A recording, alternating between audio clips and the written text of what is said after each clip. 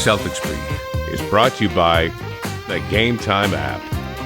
What's up, everyone? Welcome in. A new Celtics Beat just before Ev heads off on vacation, but we wanted to make sure we got this thing in so he doesn't miss any shows because he likes to be with you. Evan Valenti, I am Adam Kaufman. Our guest today, I guess, Ev, we're just keeping it in the Boston Globe family because we recorded just a few days ago with Gary Washburn, and now we've got another friend of ours and a coworker of his, Adam Himmelsbach, back with us on the show. Last week, it was a lot of conversations surrounding the circus that has been Jaylen Brown's life of late, and this totally, at least when the news broke, unexpected looming sale of the Boston Celtics. We will touch on some of those things here in this show as well. We won't rehash all of it. We'll try and bring you up to speed, update it a little bit. Jaylen's life has only gotten just a touch crazier, and of course, all that is going on with Team USA in the Paris Olympics rapidly approaching. But Himmelsbach, welcome, buddy. It's good to see you. How are you enjoying the offseason, such as it is? Yeah. So the question I get most often about my job is, well, what do you do when the off season is? Don't you have something? I'm like, the off season is a lot shorter than you would think, especially with the Celtics over the years. But there's always something going on, it feels like. I mean, this year's particularly unusual, not only because obviously Boston played as long as possible and won the championship, but the move right into the Olympics. So in a normal year, and even if you want to say Boston plays into mid-June, but a normal year being no Olympics, how often, how long can you actually unplug, before sort of dialing back in? Like the Al Horford, I'm going to take 2 weeks off of basketball and then get back in the gym equivalent. What does that mean for Himmelsbach? Yeah, and in the NBA, August is usually your go-to month, and it still kind of will be. But typically, you get through the season. It's crazy to think about the days of the Celtics not making the playoffs. Like, those seasons end for those teams like April 14th. Like, that's an eternity ago. But for a team like the Celtics that plays so long, and it looks like they're going to be playing deep into June for the next couple of years, you go to free agency, or the draft, I guess, first, then free agency, then summer league. And then when you get back from summer league, that's usually the time, like, you take a couple of days, right, whatever you have left over, and then you have like a month to actually chill. The only thing doing that was when they traded for Kyrie. I was actually on vacation when they traded for Kyrie, because that was like mid-August, like very unusual. Yeah, same. I was in Delaware when that happened, and all of a sudden the phone starts blowing up. And I'm sorry, the Celtics did what? How long have you been on the beat at this point? I'm trying to remember. It's gonna make me sound old, but I am old. It'll be 10 years in January. So you've been through all stages of the rebuild then at this point. So that's good. That means that's relevant to the question that I wanted to ask. Is now that obviously the Celtics are where they are, where, I mean, they're so locked in when it comes to the economics of this team, free agency isn't all that interesting compared to the July 4ths surrounding Horford or Hayward or Durant chase and some of those things, or even the draft where it's, what's Boston going to do at number 3 when obviously it went with Brown and then Tatum after the trade back from one, all of that. Now it's like Celtics fans generally, and no disrespect obviously to Baylor Shireman or Anton, what is it? Watson said it, Ev? Is that right? He's not going to be around anytime soon. I was going to say, when we talk about those, you just talked about him like 2 minutes ago. I know. Well, that's how meaningful he is to me. When we talk about those guys, like generally speaking, the draft is just not that interesting right now. If you're a Celtics fan, and free agency, like I said, not that interesting. So does it sort of change the whole perspective for you from a coverage standpoint? Yeah, I mean, there's no, like you mentioned, the years of all the lottery picks, and not only having them, but also having future options that could make a deal likely. It was frenetic. And there was Danny Ainge, who just, as we know, like, especially on draft night, a lot didn't happen necessarily on draft night. He was always looking for a big move. But yeah, now, like, I watched the draft, but, we previously, like, let's say they lose in the first round of the playoffs, which those early teams did. Then you spend the next couple of weeks, like, going to draft workouts. I left that out, what I just said to you a minute ago. But, like, the Celtics invite you in, there's like 6 prospects there, you interview them, and then you leave. You're like, what was the point of that? I'm like, there's almost no chance this guy's going to end up on this team, but you're asking them all the questions. Oh, what would it be like to be a Celtic? Oh, it'd be an honor. I would love to play for this team one day. Draft workouts, the more I think about it, are just the worst. So thankfully, we don't have to do those because when the team is in the deep in the playoffs, your focus is on the team being deep in the playoffs. But yeah, that's cut out, and then so because of that, you have definitely less awareness of who the prospects are. Well, so needless to say, life is much more fun now. And like I said, there's a lot going on with this team that really doesn't concern basketball. Why don't we just touch on the ownership situation? Because I don't want to spend much time on it. As it was, we didn't spend a lot of time on it either with Gary because there's so many unknowns to this. But anything that you know, that you sense, that you feel, whatever the right word may be, outside of obviously what's been reported so far about sort of when all of this is going to come to a head and whether it does, in fact, stay in the Celtics family, meaning Steve Pagliuca winds up being the guy and buying out the Grossbeck family. Yeah, like you mentioned, really nobody knows at this point. It's so early in the process. The only thing that's like really on the record and is known is, like you mentioned, Steve has put it out there. He put it out there within hours that he's interested in becoming the new majority owner. And look, he has obviously a great relationship with Wick, great relationship with his family. It would be logical. But what's to say someone comes over the top with an extra $1 billion in their offer? You know, how much are you gonna be like, oh, well, we had such a great partnership with Steve. That's true. An extra $1 billion is also pretty great. So they're gonna look at all their options. The sense I get talking to people, and they alluded to this a little bit in the release, is by the end of the year, the calendar year, there's a hope that they'll at least have kind of a person or a group in place. And then the process will go from there, which it'll be a lengthy process even after they've decided who it's going to be. Yeah, it was weird. It just seemed like when we don't know a lot. It's kind of what makes this sort of a tough topic to talk about. But one of the things that was It's actually our motto of this show. We don't know a lot. We don't know a lot. Change Anyway. the name of the show. The game's made up and the points don't matter. Okay. But it seemed like the consensus from some people was, oh, they must already know who they're selling it to if they're gonna, as you said, they're gonna try and have this thing wrapped up by the end of the calendar year here. Do you get that sense from them when you talk to people around this thing, or is it really like, this is just time and it couldn't be any better. Timing could be better. Irv wants to get out. There's a lot of estate plan that needs to happen here. So that's really mostly what drives. It's not like, hell, we already have someone in mind. This is gonna be real simple and real easy. Yeah. No, I've gotten no indication from anyone that there is a bidder lined up and that this is just like a formality. I really get the sense it's going to be an open process and they're eager to see how it goes. Like, it's kind of a cool thing, really. Like, they got this team 2002, what was it, 360 million? I always get the exact number wrong, but it's not a bad return on investment, right? Like, in 22 years. But yeah, I don't get the sense there's any kind of like handshake deal or anything like that. Like, they're going to see who's out there. And it's going to look. It's like this is an obscene amount of money. Our Mike Silverman published a story today. Basically said there's a lot of billionaires now in this world, but there's only a few like Jeff Bezos who could just be like, yeah, I'm going to buy the Celtics. Even the billionaires, right, for a $5 billion purchase need other billionaires involved. Right. So it's going to, you have to create these groups, figure out who's going to own how much. Like, there's a lot that has to happen. And, we say the end of the calendar year, like, it's just mid-July. Like, 6 months seems like a logical time frame to me.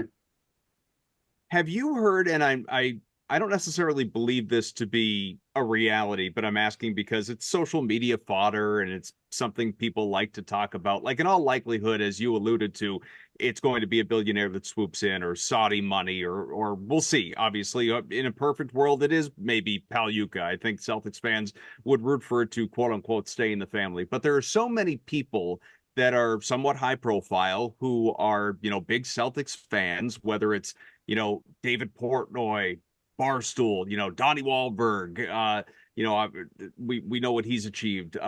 Matt Kalish, who's one of the co-founders of DraftKings, is a season ticket holder and he's at every game. Like, there are so many people that individually obviously could not go and put in a bid for the Boston Celtics. But do you see any of these types of people who are, really front facing, trying to put a group together to, try and actually make this happen? Or is that just so far out of the realm economically of being plausible?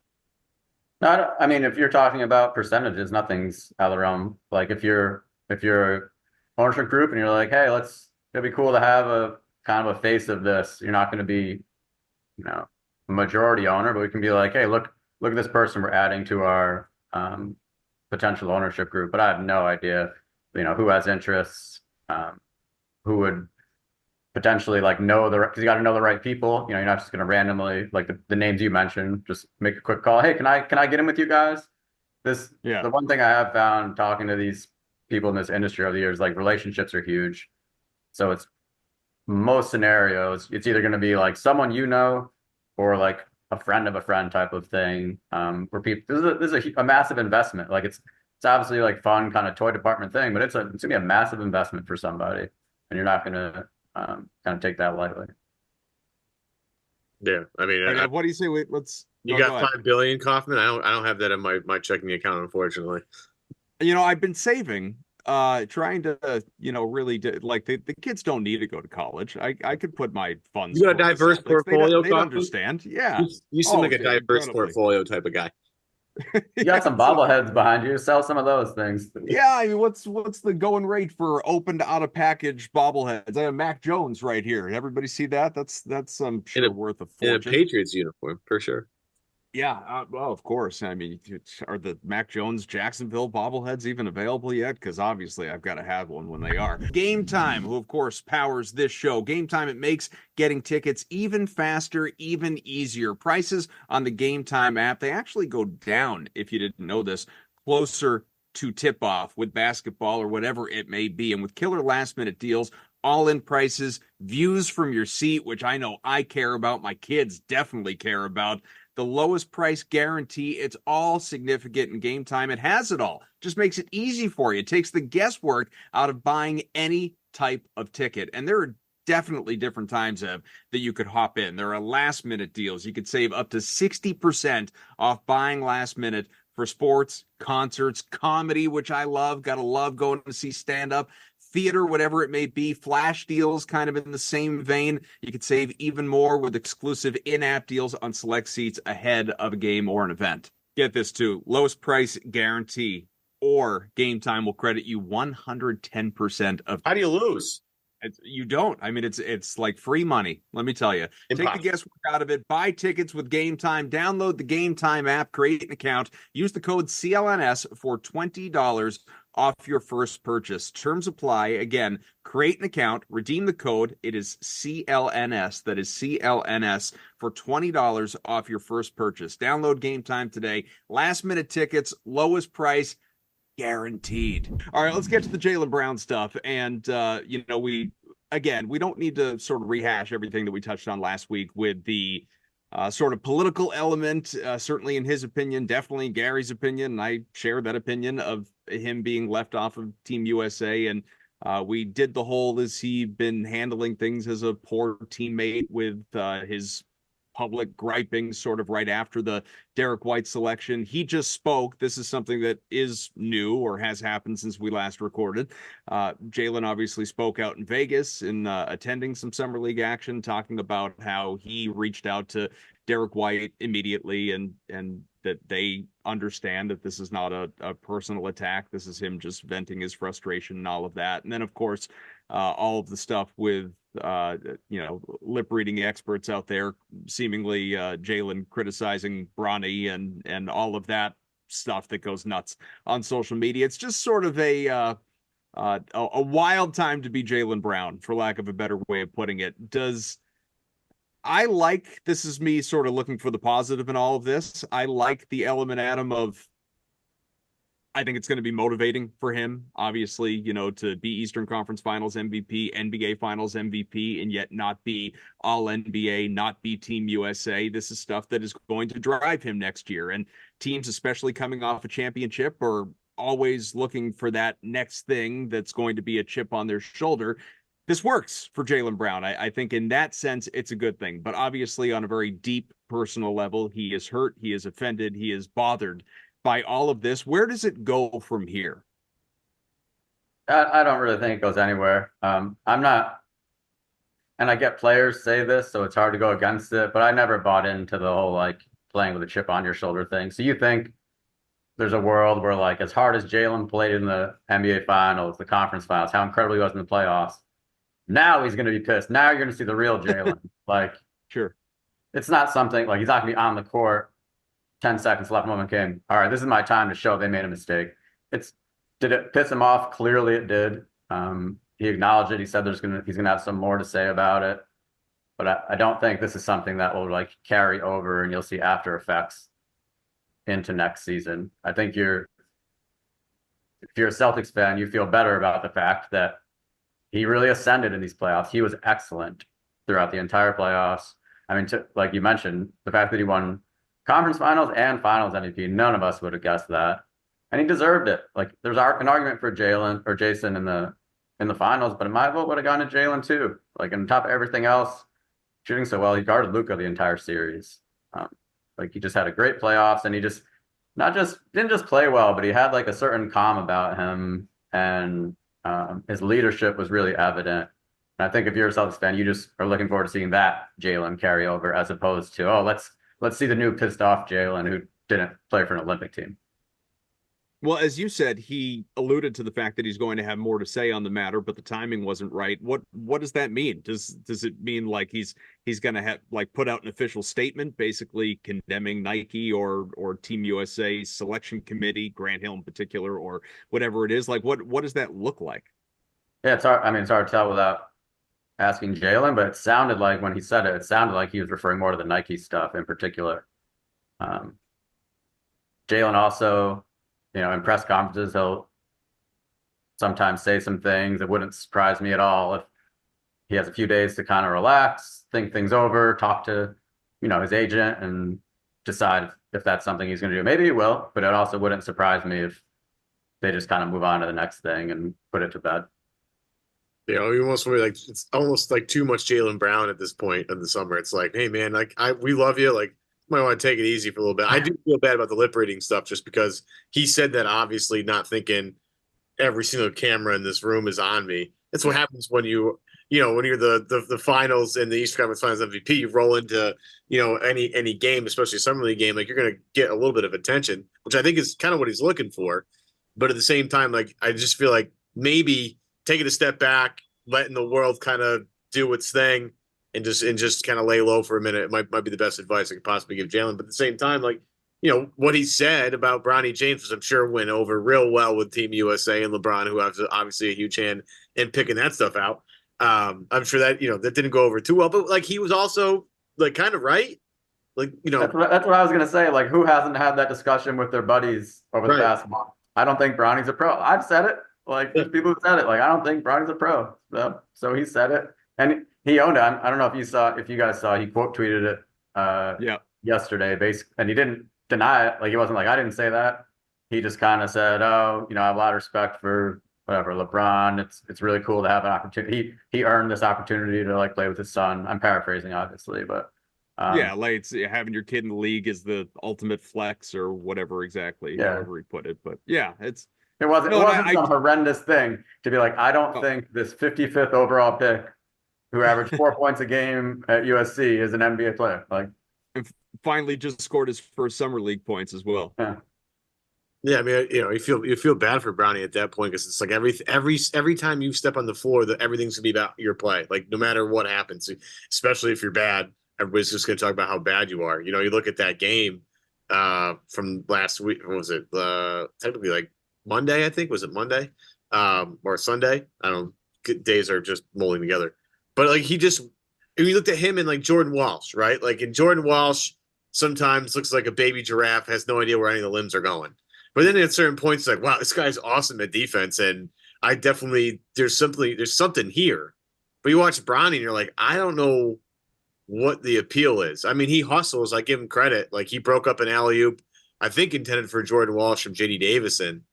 But like, other than that, I never thought at any point like, wow, Bronny James really showed me something today. Like, it just didn't happen that way. So again, when you're sitting courtside, you're having a casual conversation with your girlfriend, just being like, hey, well, I don't know if they're dating, but they're happy to be together all the time now. So I'm just throwing it out there. But it's like, hey, we're having a casual conversation about what's happening in front of me.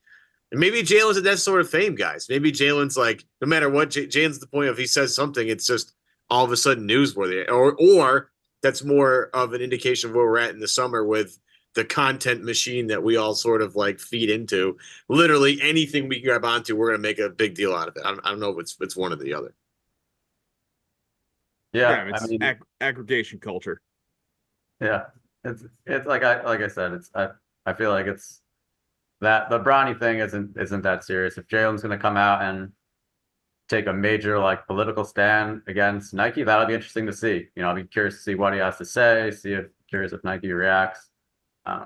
But to say what basically everyone else is saying while sitting and watching a game and some catches you on camera, it wasn't like he said something like defamatory about Brian James. He said, "I don't think he's a pro." Okay. Yeah, I'm with you. Like you said, something that we've all said at this point in time. I do want to get into some Team USA stuff. You'll be heading to the Paris Olympics, which is, it's got to be a pretty cool experience, something I'm sure you're looking forward to. But before we get into that, obviously you haven't been in Vegas as a result of the fact that you're going there. But what, sort of tuning in from afar, there's a lot of, I won't say hype, excitement. How about that around Baylor Shireman and what kind of role he actually could play on this team? In the little that you've seen or just talking to people about him, do you feel like he's a rotational player here? It's hard to say that just because. So I feel like he's an NBA rotational player. I don't know if that means he's a rotational player on this championship team that's bringing its entire top 9 guys back. So, Right. Will he have a chance to earn that? I'm sure. He's shown some things early on. There's a reason the Celtics drafted him. He's a first-round pick, like the first-round pick of the Brad Stevens era.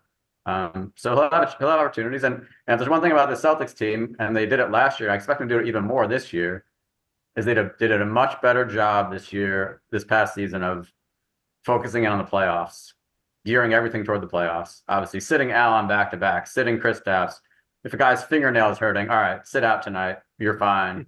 So I anticipate them to do that even more this coming year. So when that happens, if you have a random night when 3 guys are sitting, he'll get some opportunities, and that's your chance to kind of show what you can do.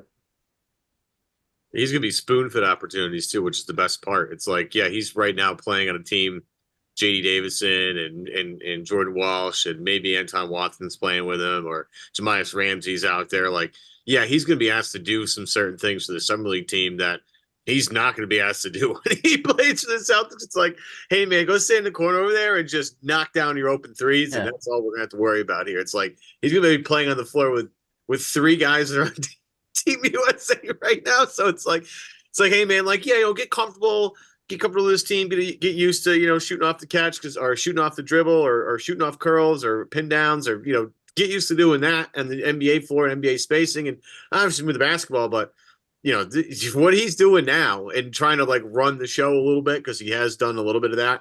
Yeah, you're not going to do that at all when you get to the big league roster, man. You're going to just have to sit over there and just knock down the open ones and you're going to be just fine. Guard your yard, knock down open shots. And I don't know about you two, but I think he has shown the ability to do definitely one of those 2 things at a very high level. We'll see about the defensive stuff, but I think he's going to fit in fine. It's just a matter of his minutes for him. It's like with Hauser and with Payton Pritchard, like those 2 guys specifically who had to sit and wait to earn playing time. And then this year, their number was called upon a lot, and those guys produced in the biggest moments. So if like you're Baylor Shireman, as you sit there and look at some guys on your roster, you'd be like, all right, I just got to follow that track and we'll be just fine. Like Payton got paid last year, got his extension.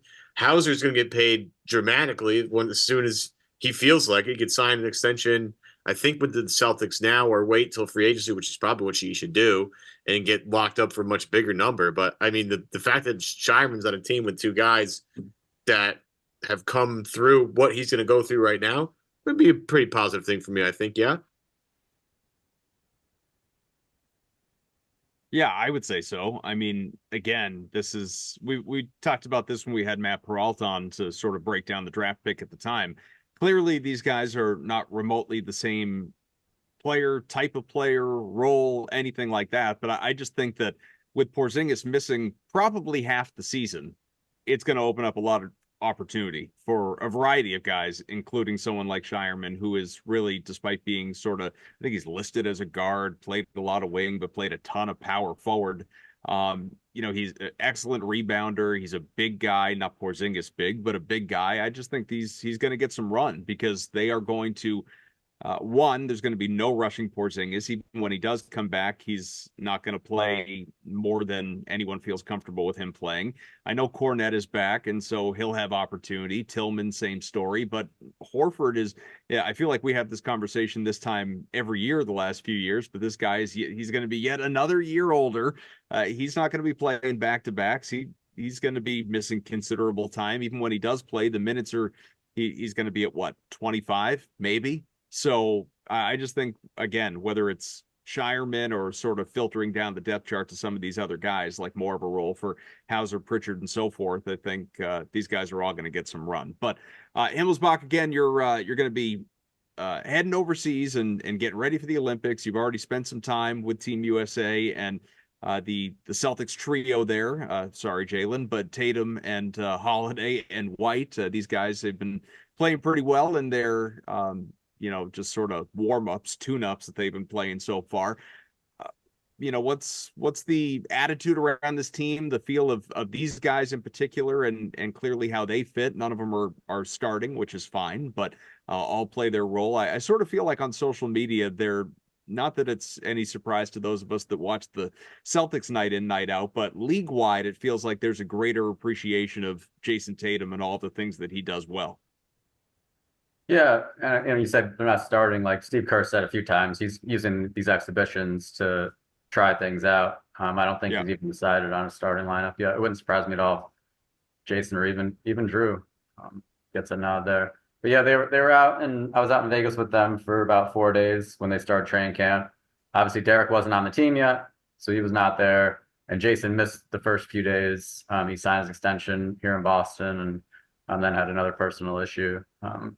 But these players are like, the cool thing is like looking at kind of the last hurrah, it feels like LeBron, Steph, KD, these guys that have really just carried the league for over a decade, all teaming up really for the first time together. And, it's Paris, like guys just seem really, I don't want to say, I'm sure when the games start, they'll be like locked in, but they just seem really like honored to be with each other. Like they all have such respect for each other. And that came across, like even LeBron saying, yeah, look up. One day we're walking into the gym and that's what it was. Someone snapped a picture of them, like, a wire service photo. And it was of them all walking into the gym together. And he's like, I look up and there's me and there's Steph Curry, there's Kevin Durant, and there's Kawhi Leonard when Kawhi was still on the team. He's like, it felt like, we were going to like AAU practice when we were 17, and that's kind of how the vibe of it. But they're really just enjoying this very rare chance that's realistically is not going to happen again with that top group. And then for the Celtics players, like obviously, Jason won a gold medal last games.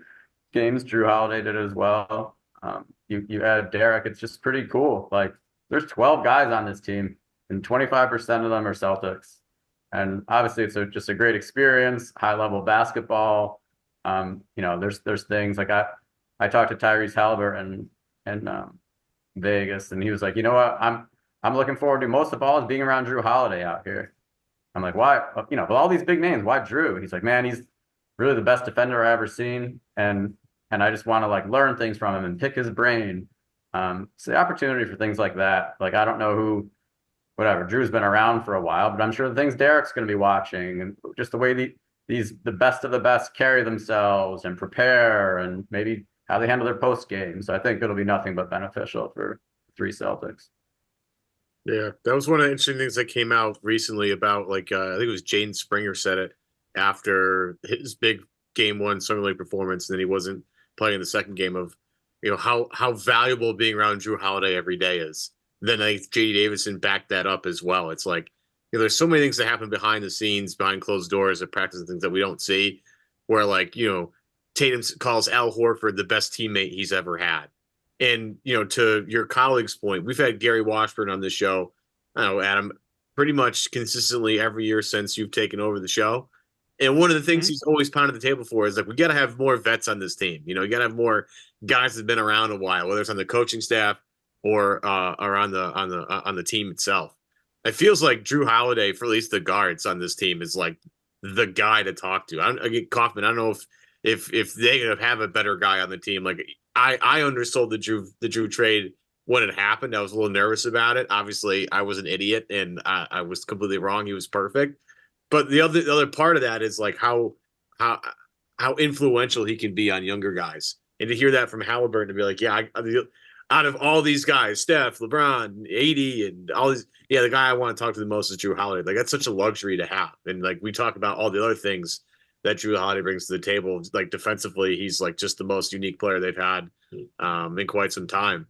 But like the stuff, like the IQ stuff, the history stuff for me is really interesting. So like to hear some people talk about that's I mean it's super beneficial. And like Tatum's talked about being on Team USA before too, where you know he's like I get to learn how to wake up and how to get my started of my day and like how to focus early on in the day, like all that stuff. It's super beneficial. But I don't know. I guess this is the stuff that you hear when all these guys get together, and I guess I'm super thrilled that these three guys have the opportunity because it's rare, right? Like how often are you going to be on the same team as Steph Curry ever in your life? For these guys, none of them ever in the history of their careers, unless Steph goes ring chasing. So at that point, maybe Boston, gets him to climb aboard for a year. But I love all this stuff that comes out about how the younger guys look up to the older guys, and especially with Holiday. And I don't know, Kaufman, did you factor that into the equation when you were thinking about acquiring Jrue Holiday back a year ago? His leadership, his Team USA sort of veteran experience. I didn't think about it at all. Which aspect? No, that. Yeah, I mean, I think you and I were this is either a detriment to both of us or praising both of us, but I would say that you were ahead of the curve, definitely ahead of me when it comes to like what Derek White could be for Boston this year in particular.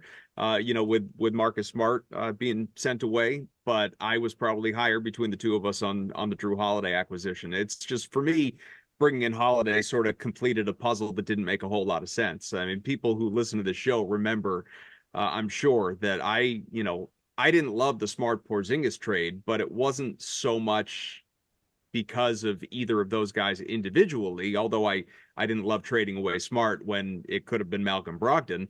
It was more all right, now I feel like you've sort of gone excess on bigs and you're light on guard, and what does this look like defensively, and da-da-da-da-da. And if they had opened the season like that and played the season like that, I would have been very skeptical about the roster makeup. But as soon as they acquired Jrue Holiday, that to me it buttoned all of that up. It closed all those loopholes. And so, yeah, I think he's excellent. And he's, obviously now he's a two-time champion, but coming in, he was the only one that had won a title and brought a certain level of experience and poise and locker room leadership and all of that stuff that a lot of these guys, were missing, I think, in their lives when it came to a deep playoff run. And obviously we saw what happened in year one, whether that was the path and all of that, or it was the impact of guys like Holiday, or all of the above, which is probably what it really is. But when it comes to all of that, Himmelsbach, and sort of looking ahead to running it back, because as you alluded to before, all the top nine are coming back. There have been no significant changes to this roster at all, which if you are a proponent to running back a championship team that was light years ahead of the rest of the NBA, you're a happy camper. But did this team, in your mind, need anything outside of whatever repeating motivation that Joe Mazzulla seems to be filled with based upon the stuff that's being written about with him right now? Yeah, I mean, they're limited in what they can do, first of all. But second of all, no. Like, they just marched through one of the most dominant seasons in NBA history. Like, I don't think everybody necessarily even grasps that. To win 64 games and then roll through the playoffs and losing 3 times. Like, why would you tinker with that? And it's just such a switch. Like, basically any other year, there were some years that they wanted to make more significant moves and didn't, and fans were furious. Any other year, you announce, hey, bringing the same group back, fans here would have lost their mind. But now there's a sense of like, it's comforting now. It's like, oh, wait a minute, we have all those guys back again who are now have like, maybe a little more chemistry and now a little more comfort on the biggest stage. Like now, you can count on Sam Hauser and Payton Pritchard in NBA Finals games. Nothing's going to be new to this group anymore. And they've won it and seen what it takes after missing against the Warriors 2 years ago. Like that has to feel great if you're a fan. There's no other way to really look at it. With Pritchard obviously being part of the select team and scrimmaging obviously against all those guys that we were talking about before, I know he's done stuff like this before, and we're always, this time of year, we're generally talking about like pro-am Payton Pritchard, but for him to be doing it on this stage, this level, that kind of talent around him on the other side, I just feel like we're in such a different position than we were in even 1 year ago with Payton Pritchard in terms of his role in the Celtics, his comfort in Boston, the contract. Again, he is a champion now, and he's getting married soon. All of this stuff. Is this Payton truly at his high point right now? Yeah, I had a chance to speak to him in Vegas, and it was like the most Pritchard thing. Like I asked a question, kind of like you just alluded to. I was like, oh, it's pretty cool to be, out there like scrimmaging against LeBron and Steph. And it was like the most Payton answer. He was like, man, I just love playing basketball. He's like, I don't care who it's against. It could be anyone. But yeah, it's an honor and everything. But like more than anything, he just wants to be out there. You're not going to see any like stargazing from Payton Pritchard. And that's why fans love him. He's just like, he's a bulldog. So he said it was a good experience. He said it'll, some things he'll pick up that he'll take with him. But more than anything, if you like put a ball in front of him and say, hey, there's going to be this, like if you said, hey, there's going to be whatever, the Stoneham Pro-Am is going on next week, he'd probably be out there, Yeah. Reminds me of Isaiah Thomas a little bit in that way. But yeah, it's such a swing. And of course, everyone remembers his trade requests and not just his trade requests, but then being like disappointed when he wasn't traded. Right. And to see a year and a half later that they kind of just told him and look, like that's part of the reason they didn't, like they knew this wasn't a mystery to them. They knew there was a very good chance they're eventually going to need him and he was going to be a key part of this team, which he became. And that's all he ever asked for. Sometimes people are like, oh, why doesn't Payton Pritchard like the Celtics? Why does he want to be here? All this guy wanted to do was play. He loves everything about being here except the fact that he wasn't playing. And now he has both. He's certainly in a good spot, and he's looking forward to, like all these guys, he's looking forward to doing it all over again. I don't know if you out in the gym practicing his buzzer beaters. Go ahead. Did you get a chance to ask him about if he still hires guys from the European leagues to guard him one-on-one so he can practice during the summertime, or is Team USA could it be just enough for him? Those scrimmages with. I did not ask him that, but judging from like his social media and stuff, I don't necessarily think that's in the plans. And like Coffin mentioned, he's got a wedding coming up. But yeah, no, he's locked in, he's ready, and that was the thing. Like when I asked Jrue about everyone coming back. Jrue was obviously at this training camp as well, and Jrue isn't a guy that like shows much emotion. And I was just halfway through my sentence. It was the day Derek and Jason had both signed their extensions, and he like flashed this big smile, which is not, you don't see from Jrue very often. And he's basically like, yep, this is pretty great. Like we just won a title and now we're going to do it again. And Jason, same thing. Like Jason was like, we spoke to him a day later, and he just said, this is what we wanted. We didn't want changes. We want to bring this group back and show people like last year was no fluke, and we're going to do it again, and we're going to be even louder about it.